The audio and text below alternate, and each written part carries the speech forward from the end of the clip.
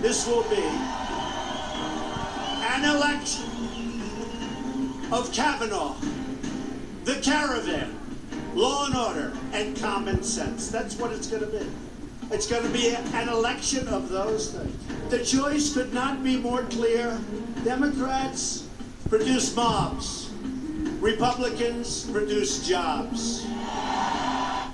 Well, he is. He's made up the slogan, and that's hardball. Anyway, that was President Trump rolling out his new closing argument, his slogans to voters at a rally out in Montana last night.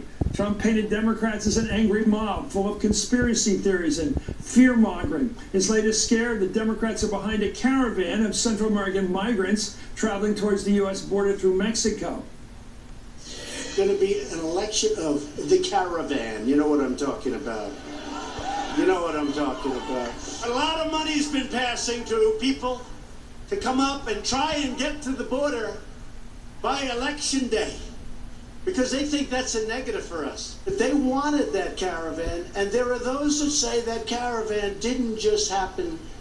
It didn't just happen. They refuse to acknowledge or to change the laws. They like it. They also figure everybody coming in is going to vote Democrat. Well, Trump didn't stop there. He riffed on a host of other conspiracies about paid protesters, rigged elections, and true to form, his 2016 opponent, Hillary Clinton. But did you see the signs? They're brand new, they're beautiful, the black and white signs. Everybody has the same size. There are a lot of rigged things going on to that. Just ask Bernie Sanders, you think things are rigged, Bernie? But we fight like nobody ever fought before. You know what we do? We fight and we win. If you fight back today, it's called obstruction. No. We fight back. Call it whatever the hell you want. We fight back. Obstruction. Crooked Hillary is a great unifier.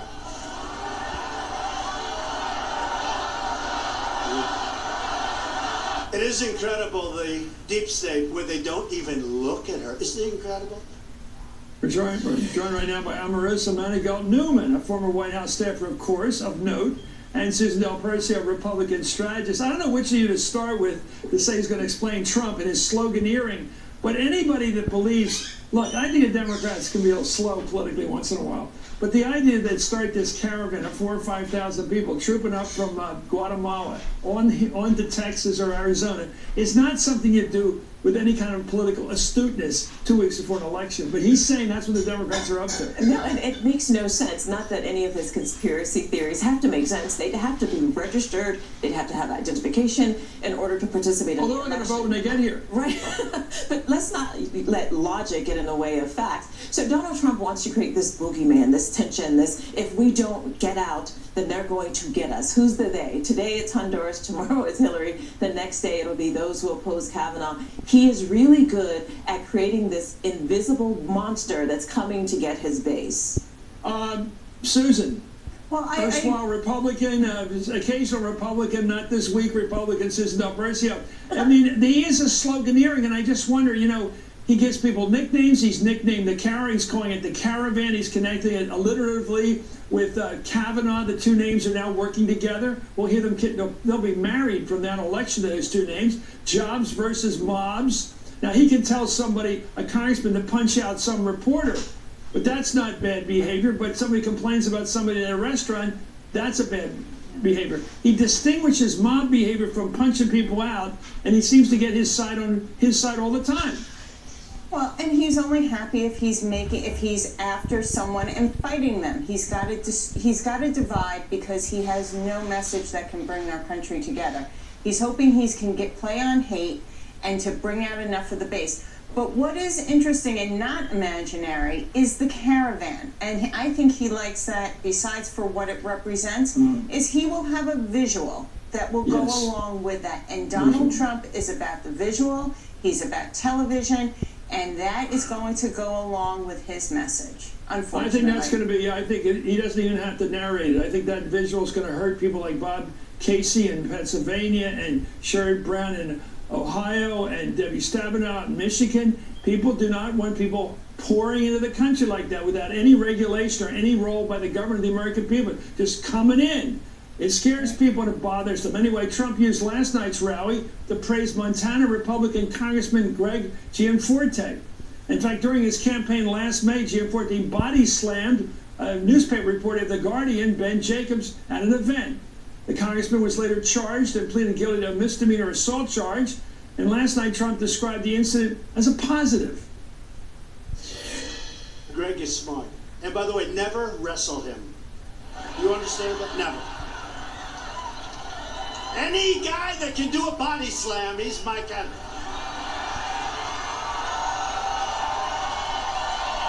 He's my guy.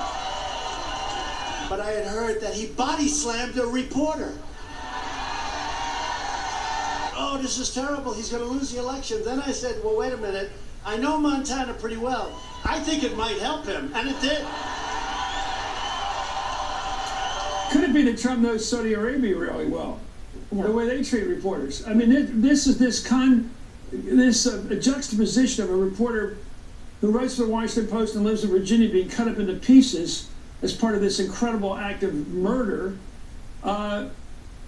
He says that same week that happens, he's talking about a guy getting beaten up. What about the guy in Staten Island that said, I'm going to break you like a boy, that character? Yeah, because he's making the mistake of thinking that the midterms are about his base, and his base are about these men, these strong men who fight and who are aggressive. But the problem is he's claiming to be the law and order president, that he wants this order, and he's trying to depict the But Democrats beating up as a mob. reporters is consistent with law and order. No, it's not, and he doesn't see You know what? irony. Remember, never mind. If you swing back at a congressman, you'd be in jail for 10 years. Let me go to Susan on this. Susan, is this going to be the campaign? Is this what we're going to hear? The Kavanaugh, which he thinks he won on with his peeps, and the Caravan, which will probably hurt the Democrats generally, it just will, and then going after mobs.